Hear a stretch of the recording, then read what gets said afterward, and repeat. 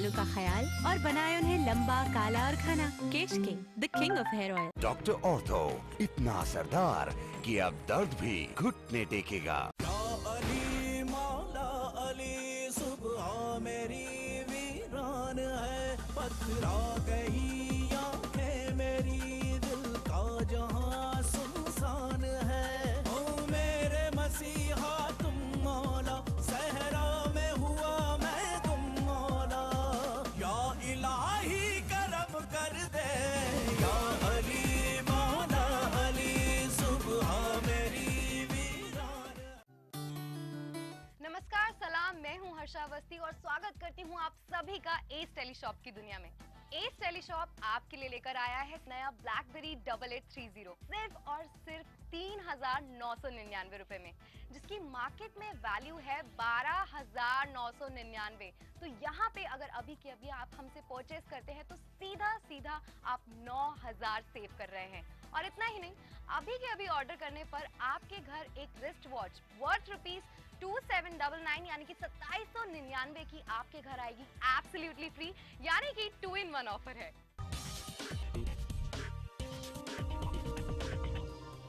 यहाँ पर आप एक नहीं, दो नहीं, तीन नहीं, पूरे के पूरे 9,000 सेव कर रहे हैं, which is a very big amount, isn't it?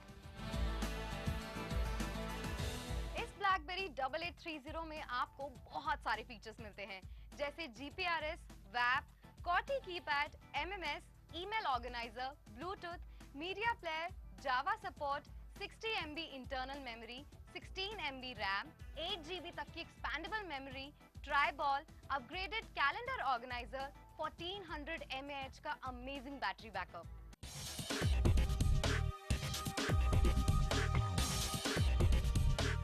Blackberry 8830 तो एक खास फोन है ही, लेकिन एक और खासियत मैं आपको बता दूं एस टेलीशॉप के बारे में कि आप इंडिया के किसी भी कोने में रहते हैं, कश्मीर से लेकर कन्याकुमारी तक या फिर गुजरात से लेकर असम तक, आपके घर पे ये फोन होम डिलीवरी के तहत बिल्कुल पहुंचने वाला है, क्योंकि हमारी सर्विसेज देश के कोने कोने में है, क्योंकि हम समझते हैं आपकी नीड को और साथ ही साथ आपकी कन्वीनियंस को भी।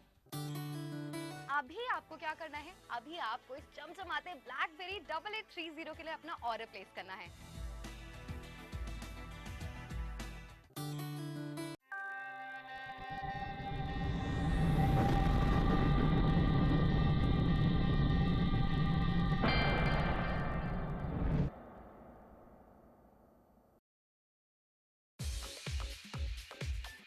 ब्लैक कैट्स, जिसके कई स्टैब्लिश आउटलेट्स हैं यूनाइटेड स्टेट्स ऑफ अमेरिका में, California, Los Angeles, Miami, New York, Las Vegas, इन सभी जगह धूम मचाने के बाद अब इंडिया में भी एक्सपैंड कर रही है।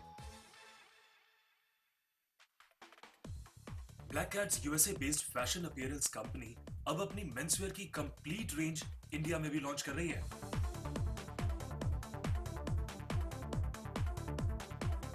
ब्लैक कैट्स बनता है परफेक्ट एंड स्टाइलिश मेंसवेयर, जो बनते हैं बेहतरीन हाई क्वालिटी फैब्रिक से।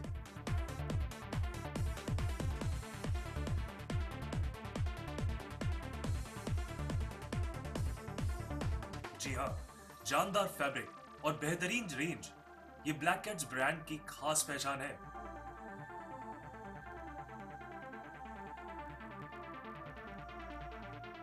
ब्लैक कैट्स कंपनी लेकर आ रही है इंडिया में मेंसवेयर एक्सेसरीज की पूरी रेंज, जैसे कि Black Cat shirts,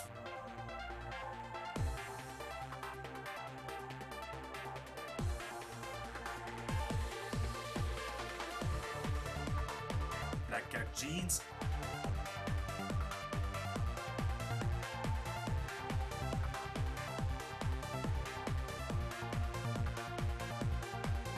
black Cats formals,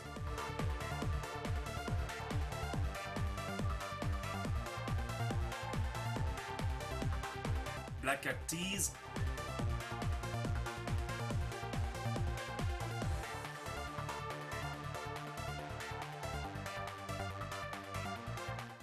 Black Cat's jackets,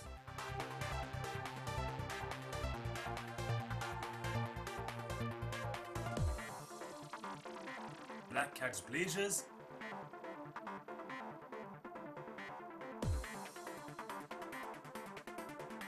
Black Cat's watches,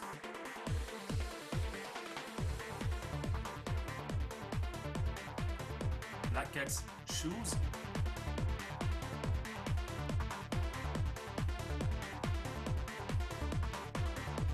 Black Cat's sunglasses और भी बहुत कुछ। ब्लैक कैट्स की रेंज अब यूएसए या एयरपोर्ट पर ही नहीं बल्कि इंडिया के हर शहर में उपलब्ध होगी। कंपनी अपने आउटलेट पूरे इंडिया में खोलने जा रही है जिसमें मेंसवेयर की पूरी रेंज आपको भी मिल सकती है। जी हाँ, यूं तो बाजार में बिकने वाले हजारों ब्रांड्स हैं, लेकिन ब्लैक कैट्स की रेंज एक बेहतरीन रेंज है जो आपको देती है export quality and best price का कॉम्बिनेशन। और जो एक बार ब्लैक कैट्स ब्रांड को यूज करते हैं वो कहलाते हैं द परफेक्ट मैन। अगर आपके पास अच्छी लोकेशन पर अच्छा शोरूम है तो आप भी ब्लैक कैट्स की फ्रेंचाइजी के लिए अप्लाई कर सकते हैं। ये हमारे एग्जीक्यूटिव से स्क्रीन पर आ रहे नंबर पर बात कर सकते हैं। आप चाहें तो स्क्रीन पर आ रहे नंबर पर एसएमएस भी कर सकते हैं। और अधिक जानकारी के लिए लॉग इन करें www.blackcats.in पे।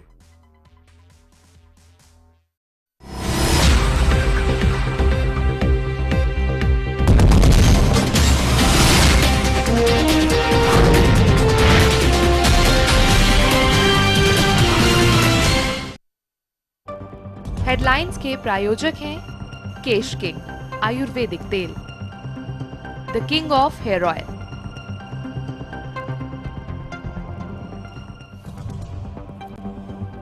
केंद्र का एक और चुनावी तोहफा, सरकार ने गठित किया 7वां वेतन आयोग। बदलती परिस्थितियों और महंगाई के मद्देनजर वेतन में इजाफे का फैसला करेगा आयोग।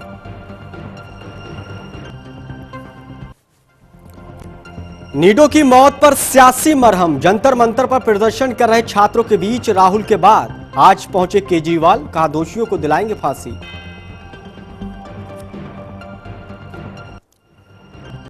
क्या टूट जाएगा आप और कांग्रेस का गठबंधन? कांग्रेस ने कहा संवैधानिक है आपका जन लोकपाल। आपने किया 2G पर खुलासे का दावा। सचिन तेंदुलकर और प्रोफेसर CNR राव को मिला देश का सबसे बड़ा सम्मान, भारत रत्न बने मास्टर ब्लास्टर। प्रोफेसर राव को भी राष्ट्रपति प्रणब मुखर्जी ने किया सम्मानित।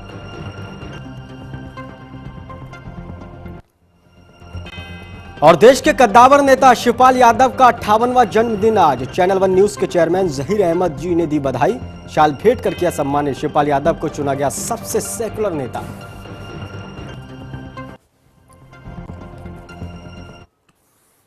नमस्कार, मैं आसिफ खान और आप देख रहे हैं चैनल 1 न्यूज। दिव्य ज्योति जागृति संस्थान के प्रमुख आशुतोष महाराज को 6 दिन पहले क्लिनिकली डेड घोषित कर दिया जा चुका है, लेकिन उनके समर्थक और सेवादार इसे मानने को तैयार नहीं है।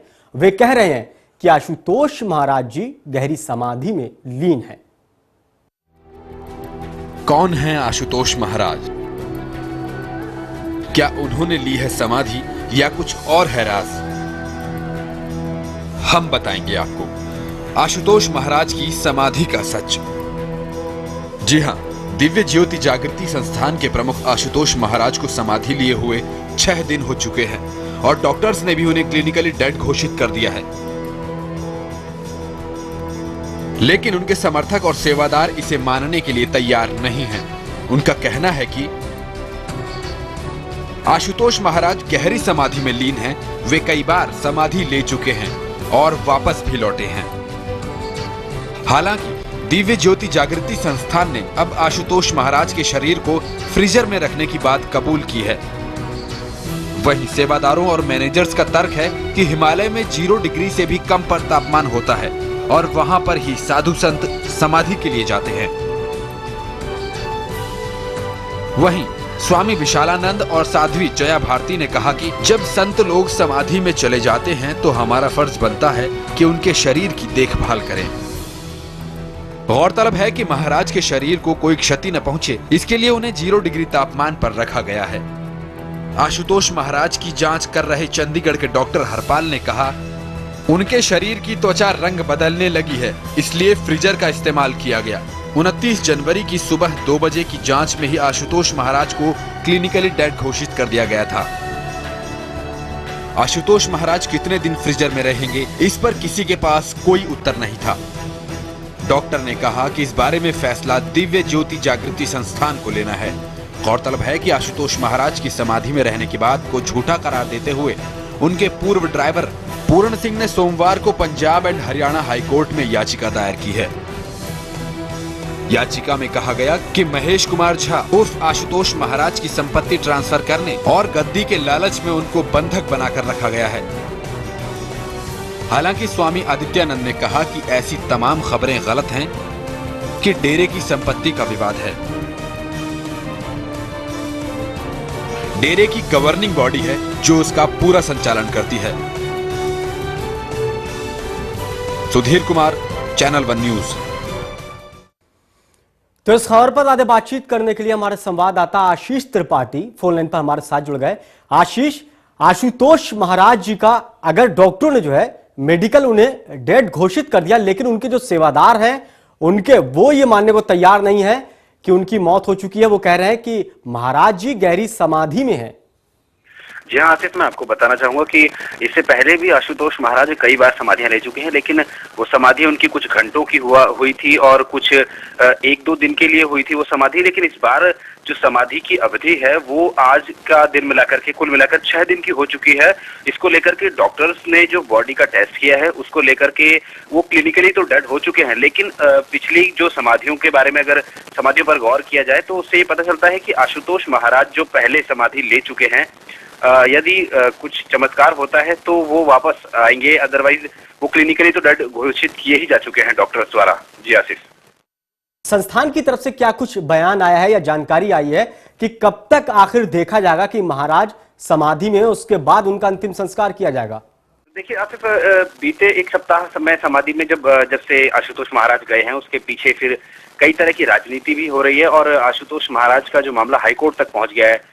नूर महल का निवासी एक है पूर्ण सिंह, इनका ड्राइवर है, उसने याचिका दायर करके आरोप लगाया कि कुछ लोगों ने आशुतोष महाराज को गैर कानूनी रूप से बंधक बनाकर रखा है। मामला संपत्ति का हो सकता है, लेकिन इसके अभी पूर्ण रूप से साक्ष्य सामने नहीं आए हैं, इसलिए इस पर अभी कुछ तक कहना गलत होगा। लेकिन संस्थान की जहाँ तक बात करें, संस्थान के जितने भी सेवादार हैं और जितने भी बड़े अधिकारी हैं उन सभी का अभी तक यही कहना है कि आशुतोष महाराज पूरी तरह से ठीक हैं और वो अभी समाधि में हैं और समाधि से वो जरूर लौटेंगे, इस बात का उन्हें पूर्ण विश्वास है। हालांकि डॉक्टर्स की बातों को ध्यान में रखा जाए तो वो क्लिनिकली भी डेड है। आशीष, संस्थान की तरफ से क्या कुछ जानकारी मिली? क्या महाराज जी काफी दिनों से बीमार थे, कुछ इस तरह की खबर है क्या? नहीं आसिफ, मैं आपको बताना चाहूंगा कि आशु महाराज की बीमारी या इससे संबंधित तो कोई ऐसी खबर नहीं थी। वो जब समाधि पर गए उससे पहले वो पूर्ण रूप से ठीक थे। उन्होंने अपने सभी भक्तों से मुलाकात की और अभी लास्ट जो उनका सम्मेलन हुआ था, आखिरी सम्मेलन, वो दिल्ली में ही हुआ था, रोहिणी में, और उस सम्मेलन में काफी बड़ी तादाद में लोग गए थे और भक्तों का मतलब इस तरह का जो जमावड़ा देखा गया था वो कहीं ना कहीं भक्तों को इस बात की शायद जानकारी थी या आशुतोष महाराज ने वो बात उन्हें बताई होगी, क्योंकि इतनी बड़ी तादाद में उनके किसी सम्मेलन में इतनी बड़ी तादाद में लोग नहीं पहुंचे थे। आखिरी सम्मेलन जो उनका हुआ था उस सम्मेलन में काफी बड़ी तादाद में लोग पहुंचे थे और उसके 2 दिन बाद ही आशुतोष महाराज ने समाधि ली और कुल मिलाकर आज 6 दिन हो चुके हैं और भक्तों को थोड़ी सी असंतुष्टि हो रही है, लेकिन उनका पूर्ण विश्वास ये बना हुआ है कि आशुतोष महाराज समाधि से जरूर लौटेंगे। जी आशीष, इस तरह कई भी बात आ रही है कि जमीनी विवाद भी हो सकता है, दूसरी तरफ 2 गुट हो गए हैं। एक तरफ महाराज जी ये मानना है कि समाधि ले ली है, दूसरी तरफ संपत्ति विवाद भी माना जा रहा है। तो इस पूरे पचड़े को लेकर प्रशासन का क्या कुछ बयान आया? क्या प्रशासन कुछ कदम उठा रहा है क्या? अभी तक इसमें कोई कानूनी प्रक्रिया सामने नहीं आई है, चूंकि इसमें संपत्ति का जो विवाद है अभी तक सिर्फ उसके कयास लगाए जा रहे हैं, उसके पूर्ण रूप से जो साक्ष्य हैं वो सामने नहीं आए हैं। इसको लेकर के अभी तक जो ट्रस्टी हैं और जो आशुतोष महाराज की दिव्य ज्योति जागृति संस्थान के जितने भी कर्मचारी हैं उन लोगों में अभी इस बात का कोई विवाद उठ करके सामने नहीं आया। लेकिन हाँ, जो ड्राइवर का नाम एक बार कहीं से जरूर सामने आया, उसने पंजाब हाई कोर्ट में जो याचिका दायर की है उसको देखकर कहीं ना कहीं ये मामला थोड़ा सा पेचीदा लगता है। लेकिन अब जब तक आशुतोष महाराज की समाधि का पूरी तरह से जो राज खुलकर सामने नहीं आता तब तक इस बारे में कहा जाना थोड़ा मुश्किल रहेगा। बातचीत करने के लिए आपका बहुत बहुत शुक्रिया। थे हमारे संवाददाता आशीष त्रिपाठी जो बता रहे थे कि उनके चाहने वालों का कहना है कि महाराज जी ने समाधि ले ली, लेकिन मेडिकल की तरफ से अगर देखा जाए तो मृत घोषित कर दिया है डॉक्टरों ने। 6 दिन हो चुके हैं करीब। सेवादार जो है उनका यह भी कहना है कि महाराज पहले भी इसी तरह की समाधि ले चुके हैं और बाद में महाराज जी जो है समाधि के बाद जीवित हो जाते हैं। यही उनकी अभी भी आस्था बनी हुई है।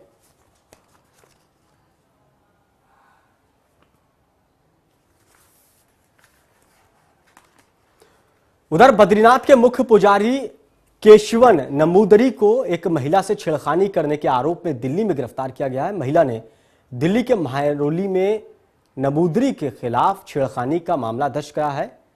महिला का आरोप है कि वो केशवन से होटल में मिली थी, जहां पुजारी ने उनके साथ छेड़खानी की थी।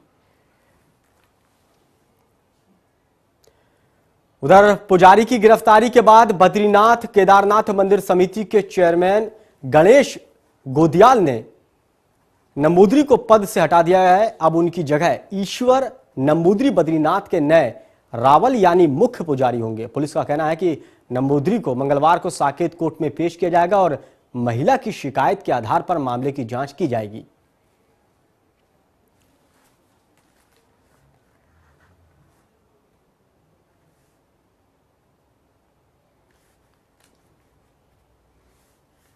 उधर पीड़िता के पिता का कहना है कि उनकी बेटी से ऊपर कमरे में बुलाकर शराब के नशे में पुजारी ने छेड़खानी की थी।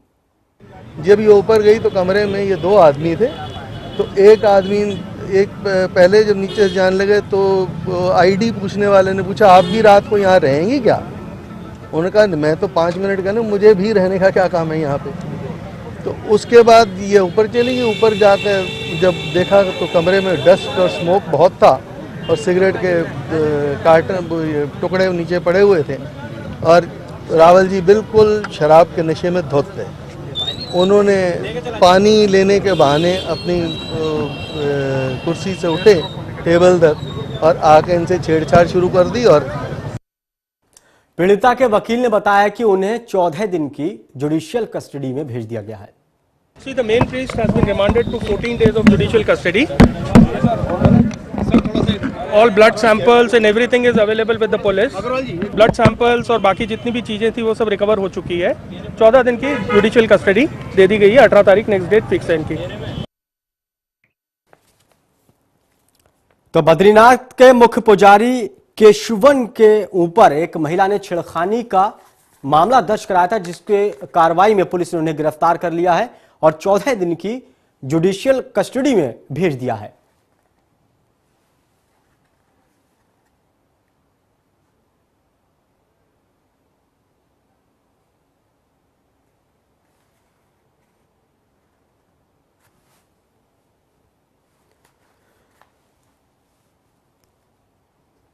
तो बद्रीनाथ के मुख्य पुजारी के ऊपर दिल्ली में मामला दर्ज किया गया है। एक महिला की शिकायत पर पुजारी को गिरफ्तार कर लिया गया है।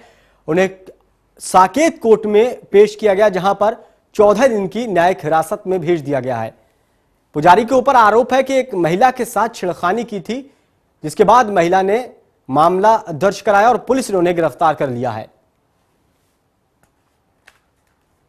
महान क्रिकेटर सचिन तेंदुलकर और मशहूर वैज्ञानिक प्रोफेसर CNR राव को दिल्ली में कार्यक्रम में राष्ट्रपति प्रणब मुखर्जी की तरफ से देश के सर्वोच्च नागरिक सम्मान भारत रत्न से नवाजा गया। इस मौके पर सचिन तेंदुलकर की पत्नी अंजलि तेंदुलकर और बेटी सारा भी मौजूद थी। मास्टर ब्लास्टर को मिला सबसे बड़ा तोहफा। देश के सर्वोच्च सम्मान से नवाजे गए सचिन को मिला Bharat Ratna. I'll continue to bat for India. I know my cricket is stopped, but I'll continue to bat for India and try my best. जी हां, आखिरकार वो दिन आ ही गया जिसका इंतजार लाखों करोड़ों फैंस को था, क्रिकेट प्रेमियों को था। लाखों दिलों के रत्न मास्टर ब्लास्टर सचिन तेंदुलकर भारत रत्न बन गए हैं। क्रिकेट की दुनिया के भगवान के नाम से पहचाने जाने वाले महानतम बल्लेबाज सचिन को जीवन का सबसे हसीन तोहफा मिला है।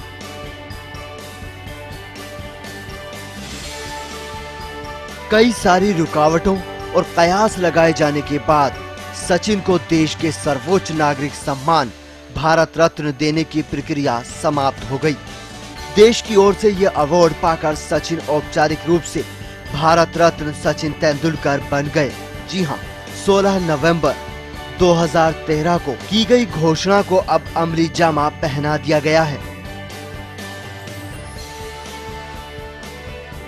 सचिन तेंदुलकर को महामहिम प्रणब मुखर्जी ने भारत रत्न से नवाजा।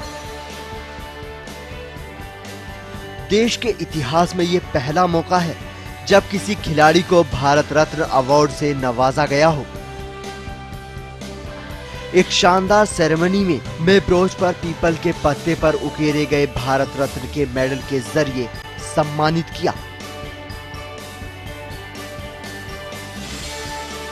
सचिन तेंदुलकर को देश के सर्वोच्च नागरिक सम्मान भारत रत्न से सम्मानित करने की प्रक्रिया बहुत पहले शुरू हो गई थी। वहीं आरटीआई के तहत मिले जवाब में हुए खुलासे से ये साफ हो गया कि 14 नवंबर को जब सचिन ने आखिरी टेस्ट खेलकर संन्यास लिया था, उसके 2 दिन बाद ही उन्हें भारत रत्न देने की घोषणा की गई थी। कार्यालय ने पहले खेल मंत्रालय को एक संदेश भेजा। बाद में खेल मंत्रालय के प्रस्ताव को प्रधानमंत्री कार्यालय ने मंजूरी के लिए राष्ट्रपति को भेजा। पिछले साल नवंबर में मुंबई में सचिन के 200वें और आखिरी टेस्ट के बाद ही इसका औपचारिक ऐलान कर दिया गया। ऐतिहासिक दिन का काफी दिनों से इंतजार किया जा रहा था। क्रिकेट के भगवान के नाम से मशहूर सचिन को सम्मान मिलते ही उनके लाखों करोड़ों फैंस के इंतजार की घड़ियां खत्म हुई। Arpana Dubey, channel 1 news. वक्त है एक छोटे से ब्रेक का, जल्द हाजिर होते हैं, आप बने रहिए हमारे साथ।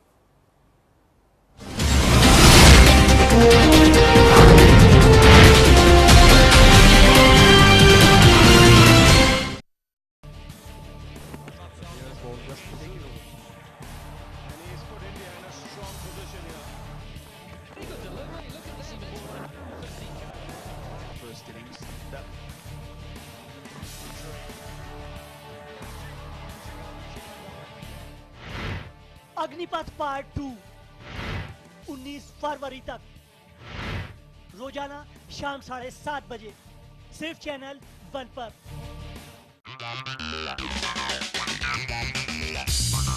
सितारों की गपशप, ग्लैमर का तड़का,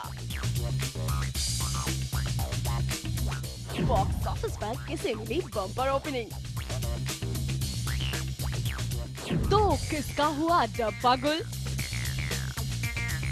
बीट टाउन की दुनिया से एंटरटेनमेंट का फुल डोज। देखिए मूवी मिर्च मसाला, सोमवार से शनिवार दोपहर 2:30 बजे, सिर्फ चैनल 1 पर।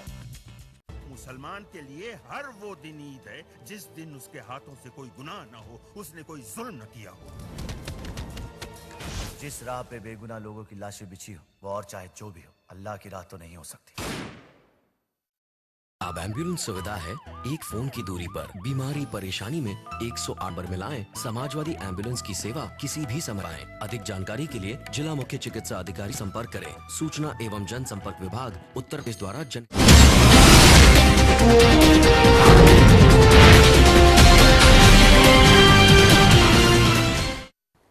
ब्रेक के बाद आपका स्वागत है। सचिन तेंदुलकर ने अब तक क्या रिकॉर्ड बनाए, कितने कीर्तिमान उनके नाम रहे, देखिए हमारी इस खास रिपोर्ट में।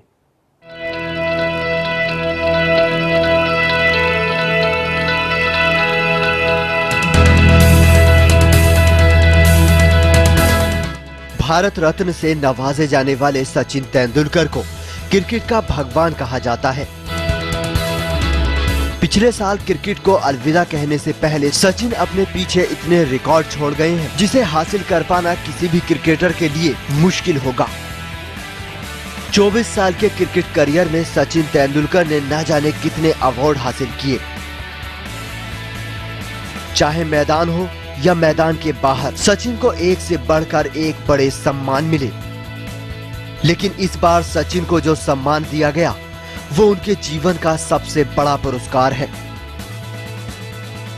सिर्फ सचिन के लिए ही नहीं, शायद देश के हर खिलाड़ी के लिए ये गौरव की बात है। देश का ये सर्वोच्च सम्मान करीब 4 साल बाद दिया गया और सचिन ये पुरस्कार हासिल करने वाले 43वें शख्स बन गए। इस महान क्रिकेटर ने अपने करियर में बल्ले से वो सभी चीजें हासिल की जिसकी कामना कोई भी क्रिकेटर रखता होगा। कागजों पर शायद उनसे बेहतर ना तो कोई था और ना ही आगे कोई हो सकता है।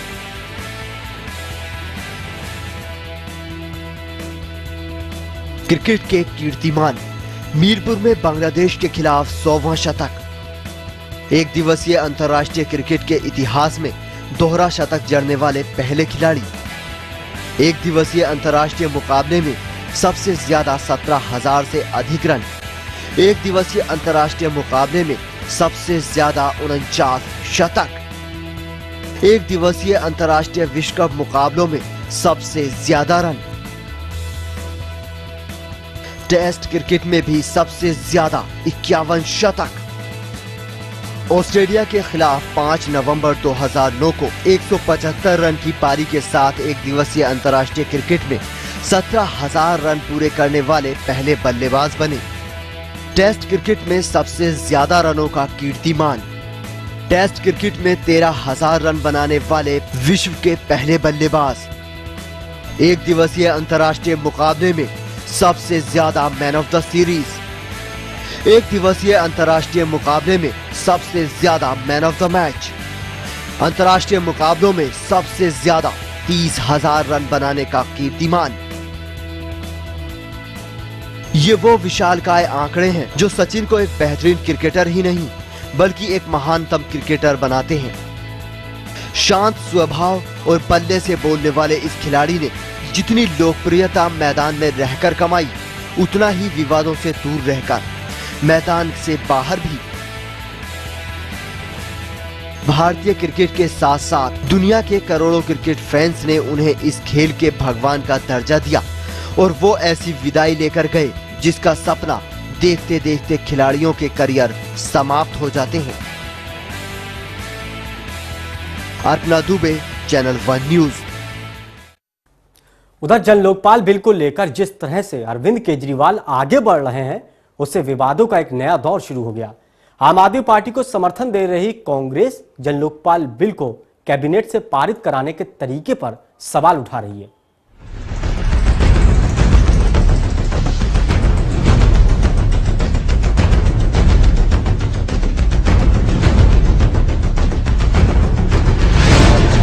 क्या गैर संवैधानिक है जन लोकपाल का पारित होना? कांग्रेस क्यों समर्थन नहीं कर रही जन लोकपाल का? जन लोकपाल पर आप और कांग्रेस आमने सामने। जन लोकपाल पर केजरीवाल कैबिनेट के फैसले को पलीता लगाने का इरादा कांग्रेस ने कर लिया है। दिल्ली प्रदेश कांग्रेस अध्यक्ष अरविंदर सिंह लवली ने साफ कर दिया है कि उनकी पार्टी जन लोकपाल का समर्थन नहीं करेगी क्योंकि जिस तरह से इसे कैबिनेट में पारित किया गया है वो पूरी तरह से असंवैधानिक है। लवली जन लोकपाल को केजरीवाल कैबिनेट से पारित किए जाने की प्रक्रिया पर ही सवाल उठा रहे हैं। क्या कहा लवली ने? दिल्ली कैबिनेट ने जिस तरीके से जन लोकपाल विधेयक पारित किया है वो संविधान के खिलाफ है। कांग्रेस पार्टी संविधान के खिलाफ किए गए इस कार्य का समर्थन नहीं करेगी। कांग्रेस की मंशा संविधान के खिलाफ कार्य करने की नहीं है। जिस तरह से कांग्रेस जन लोकपाल बिल पर आपकी मुखालफत कर रही है उससे दोनों के बीच में भिड़ंत तय है।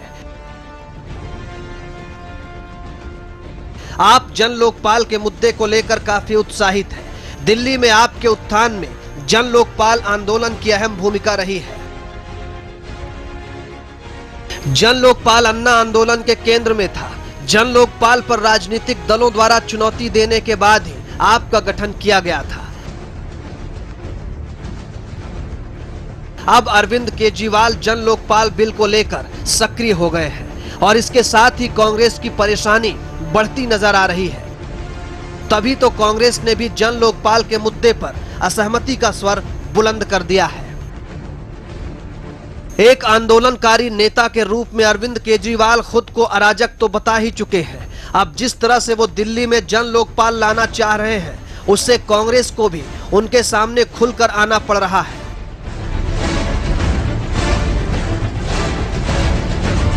अब तक कांग्रेस आम आदमी पार्टी पर डायरेक्ट हमला करने से बचती रही है, मुद्दों पर आपको समर्थन देने की बात करती रही है, लेकिन अब जन लोकपाल बिल पर जिस तरह से कांग्रेस केजरीवाल सरकार पर हमले कर रही है, उससे साफ लग रहा है कि दोनों खुलेआम टकराव की दिशा में बढ़ रहे हैं।